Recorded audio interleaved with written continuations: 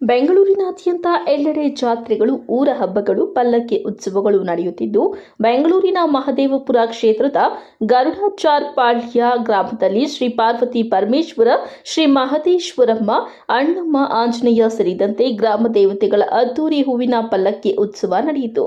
ಮಾಜಿ ಸಚಿವ ಹಾಲಿ ವಿಧಾನ ಪರಿಷತ್ ಸದಸ್ಯ ಎಂಟಿಬಿ ನಾಗರಾಜು ಅವರ ನೇತೃತ್ವದಲ್ಲಿ ಶ್ರೀ ಮಂಜುನಾಥ ಸ್ವಾಮಿ ದೇವಾಲಯದಲ್ಲಿ ಮಂಜುನಾಥ ಸ್ವಾಮಿಗೆ ವಿಶೇಷ ಅಲಂಕಾರ ಹಾಗೂ ಪೂಜಾ ಕಾರ್ಯಕ್ರಮಗಳನ್ನು ಹಮ್ಮಿಕೊಂಡು ಪ್ರಸಾದದ ಜೊತೆಗೆ ಲಾಡು ವಿತರಣೆ ಮಾಡಲಾಯಿತು.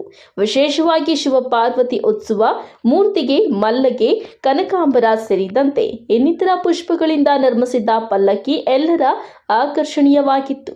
ಗರುಡಾಚಾರ್ಪಾಳ್ಯ ಪಲ್ಲಕ್ಕಿ ಉತ್ಸವದಲ್ಲಿ ಸಾವಿರಾರು ಜನರು ಭಾಗವಹಿಸಿದ್ದು, ದೇವತೆಗಳ ವೇಷಧಾರಿಗಳ ನೃತ್ಯ ಪ್ರದರ್ಶನ, ವೀರಗಾಸೆ ಕುಣಿತ, ಕೂಚುಪುಡಿ ನೃತ್ಯ, ಬೊಂಬೆ ಕುಣಿತ, ತಮಟೆ ವಾದ್ಯಗಳ ಪ್ರದರ್ಶನ ನೆರೆದಿದ್ದ ಜನರ ಮನಸೂರೆಗೊಳ್ಳುವಂತಿದ್ದು, ಪಲ್ಲಕ್ಕಿ ಉತ್ಸವ ವಿಜೃಂಭಣೆಯಿಂದ ಅದ್ದೂರಿಯಾಗಿ ನಡೆಯಿತು. ಇದೇ ಸಂದರ್ಭದಲ್ಲಿ ಮಾಜಿ ಸಚಿವ ಎಂಟಿಬಿ ನಾಗರಾಜು ಅವರು ಯುವಕರ ಒತ್ತಾಯದ ಮೇರೆಗೆ ತಮಟೆ ಏಟಿಗೆ ತಮ್ಮದೇ ಶೈಲಿಯ ಸ್ಟೆಪ್ ಹಾಕಿ ರಂಜಿಸಿದರು.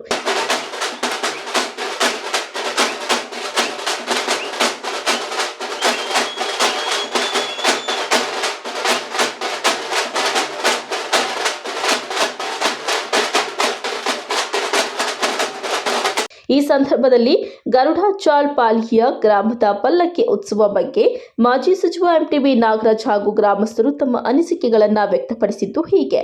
ಶ್ರೀರಾಮನವಮಿ ಹಬ್ಬದ ಪ್ರಯುಕ್ತವಾಗಿ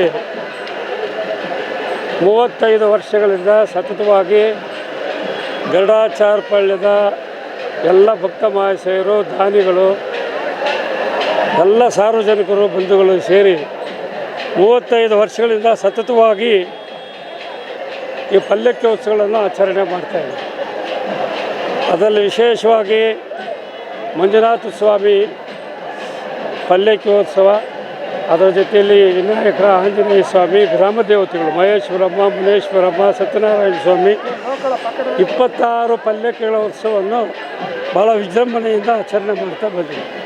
ಅದೇ ರೀತಿಯಲ್ಲಿ ಕೂಡ ಇವತ್ತು ಆಚರಣೆ ಮಾಡ್ತಾಯಿದ್ದೀವಿ.